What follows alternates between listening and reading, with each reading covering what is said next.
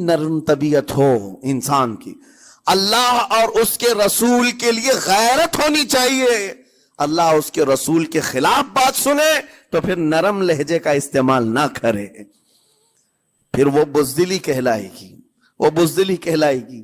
آج میں ایک بات یہ بھی بتا دوں، بہت سارے لوگ یہ سمجھتے بھی ہیں، ابھی چند دن قبل میں ماررہ مطہرہ میں بیان کیا اخلاق کے، اولیاء اکرام کے مذہب و مسلک پر، اور پچھلے 15 سالوں سے میں نے بہت سارے خطابات کیے ہیں اخلاق پر، معاشرے کی برائیوں پر، لیکن ابھی چونکہ چند دنوں میں جلسے پروگرام بہت سارے ہو گئے اور عظمت ناموں سے رسالت پر زیادہ گفتگو ہونے لگی، تو لوگوں میں ایک امیج الگ بیٹھی ہوئی ہے۔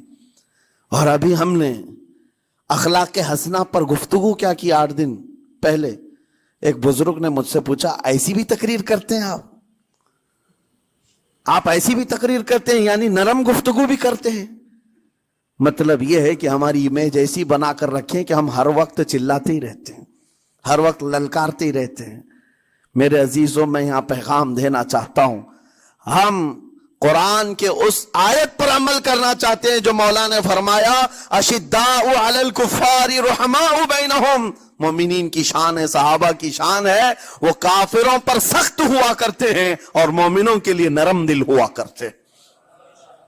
زبان کی نرمی ایمان والوں کے لیے ہے، زبان کی نرمی محبت مصطفیٰ کے لیے ہے، عاشقان مصطفیٰ کے لیے ہے، ساتھ میں زبان کی سختی کفار و مشرکین کے لیے ہے، گستاخان رسول کے لیے ہے۔ اور اگر یہ چیز نہیں آئی تو پھر آپ سمجھ لیں نیک اس وقت نہیں کہلائے گا آدمی۔ بعض لوگوں کو ایسا لگتا ہے نرم بات کرنا چاہیے، نرم گفتگو، بالکل صحیح ہے، یہ اخلاق ہے، لیکن اگر ایسے مقامات پر جہاں تمہارے نبی کو کوئی گالی دے رہا ہو، رب کی شان میں کوئی بھونک رہا ہو، اس وقت تم کہو کہ اخلاق ہے، نرم بات کرنا چاہیے، یہ بے غیرتی ہے، یہ بے غیرتی ہے۔ تمہاری بیوی کو اگر تمہارے سامنے کوئی چھو دے اور اس کے بعد تم ہنس کر کے اس سے کہو ٹھیک ہے جائیے صاحب، آپ کو کہا جائے گا بے غیرت آدمی، بے غیرت آدمی ہے۔ انسان کو اپنی بیوی، اپنی بیٹی، اپنی ماں پر بھی غیرت ہوتی ہے، وہ سنتا نہیں ہے، یہ پیدائشی ہے، فطرت ہے انسان کی۔ اور مومن کی شان یہ ہے، سب سے بڑی غیرت اس کے لیے اللہ اور اس کے رسول کے لیے ہوا کرتی ہے، اللہ اور اس کے رسول کے لیے۔ ماں اور باپ کو گالیاں ایک وقت میں برداشت کر بھی لے جائے، لیکن اللہ اور اس کے رسول کی شان میں وہ ہرگز برداشت نہ کرے، یہ ایمان کی علامتوں میں سے ہے۔ بہرحال میں نے زبان کے دونوں استعمال آپ کو بتائے، سخت لہجے بھی ہیں، نرم لہجے بھی ہیں، لیکن جب آپ کا پالا کسی گستاخ سے نہ پڑے تو ہمیشہ نرم گفتگو کرنے کے عادی بنے۔ مومنین میں نرم لہجے کا اختیار ہمیشہ رہے، اس سے اخلاق آپ کے بتائے دکھائے جاتے ہیں، اس سے آپ کے اخلاق معلوم ہوتے ہیں، ساتھ ہی معاشرے میں نرمی اور محبت کا ماحول بھی قائم ہوتا ہے۔ ڈانٹنے کے طریقے بھی میں آپ کو بتاؤں، میرے استاد، میرے والد اگرامی فرمایا کرتے تھے، حضور حافظ ملت رحمت اللہ علیہ جو الجامعۃ الاشرفیہ مبارک پور کے بانی ہیں، اور بڑے محدث جنہوں نے ایک نہیں ہزاروں عالم پیدا کیے، اس ہندوستان کی بات کر رہا ہوں، حافظ ملت رحمت اللہ علیہ پوری بخاری شریف پڑھاتے تھے، تقریباً 40 سال تک انہوں نے پڑھایا بخاری شریف۔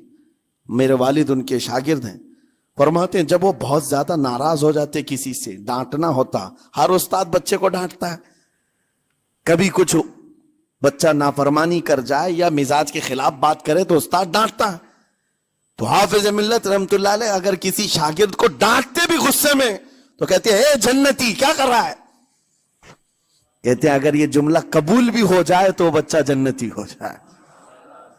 لہجے کی یہ استعمالات اولیاء سے سیکھو میرے عزیزو۔ غصے پر کنٹرول اس وقت تمہارے اخلاق معلوم ہوتے ہیں جب تمہارا غصہ عروج پر ہوتا ہے، اس وقت تمہاری حقیقت لوگوں کے سامنے آتی ہے۔ وہ اپنے شاگردوں کو ڈانٹتے بھی تو جنتی کہہ کر ڈانٹتے ہیں، یعنی کوئی گالی نہیں ہے، کوئی برے کلمے نہیں ہیں، بلکہ ایسا جملہ ہے کہ اگر قبول بھی ہو گیا استاد کی زبان سے، اس کی تو زندگی وصول ہوگی۔ اس کا بیڑا پار ہو گیا۔ ہمارے درمیان ماں باپ کو بھی یہ چاہیے کہ بچوں کو کس طرح کے اخلاق آپ دے رہے ہیں۔ گفتگو کرنے کے متعلق قرآن میں اللہ تعالیٰ نے آداب بتائے ہیں۔ جب آپ گھروں کے اندر موجود ہوں تو بچوں کے سامنے کس طرح کی گفتگو کیا کریں گے، کیسی بات کریں گے۔ شوہر اور بیوی جس طرح کی باتیں کر رہے ہیں بچے کے دماغ میں وہ پورا کا پورا چھپتا ہے، ٹرانسفر ہوتا ہے۔ اسی لیے کہا گیا ایڈلٹ گفتگو کبھی بھی بچوں کے درمیان نہیں کی جائے گی۔ جو میچورٹی میں نہیں ہے ان بچوں کے سامنے ماں اور باپ بیٹھ کر کے کلام بھی نہ کریں، بات نہ کریں۔ معاشرہ تو آج ایسا ہے، سب پوری فیملی لے کر کے بیٹھے ہوئے ہیں، اور حد تو یہ ہے کہ گندی فلمیں سامنے لگی ہوئی رہتی ہیں۔ وہ کیسے بچا پاؤ گے؟ 4 سال 5 سال کے بچے کے اندر بھی وہ گفتگو، وہ مکالمات، ایک دوسرے سے بات کرنے کی تمیزیں، وہ سب وہاں سے سیکھتا آ رہا ہے۔ گھروں کے اندر ماحول کو تبدیل کرنے کے لیے آپ کی اپنی زبان پر کنٹرول اور اپنے بچوں کی تربیت اور ان کی زبان پر کنٹرول بہت ضروری ہے۔ پھر دیکھنا آپ یہ معاشرہ پیدا کر کے کل کو آپ کا بچہ نکلے گا، اس کی تمیز، اس کے اخلاق پر ہر کوئی اش اش کرے گا۔ چند دنوں کی محنت ہے آپ کی، لیکن بچے جب سلیقے کے ساتھ گفتگو کریں تو لوگوں کا دل جیت لیا کرتے ہیں۔ بات کرنے کے آداب ایسے ہیں کہ لوگ دل جیت لیا کرتے ہیں۔ یہ میرے استاد گرامی مصر کے رہنے والے تھے، جب خطابت ہمیں سکھا رہے تھے گفتگو کرنے کے آداب، تقریر کرنے کے آداب، تو ایک امام غزالی کا قول تھا کلم الناس علی قدر عقولہم، لوگوں سے ان کی عقل کے مطابق بات کرو۔ اس پر وہ سمجھاتے ہوئے ہمیں ٹریننگ دیتے تھے اور کہتے تھے کہ تمہارے پاس آنے والے کئی طرح کے لوگ ہوں گے، اگر تم امام ہو، اگر داعی ہو، خطیب ہو، مقرر ہو، کوئی غریب گھر سے، کوئی بڑے امیر گھر سے، کوئی پڑھا لکھا آئے گا، کوئی جاہل ہوگا، کوئی بدتمیز بھی ہوگا، کوئی نیکوکار، کوئی گنہگار، سب طرح کے مکس مجموعہ تمہارے پاس ہوگا۔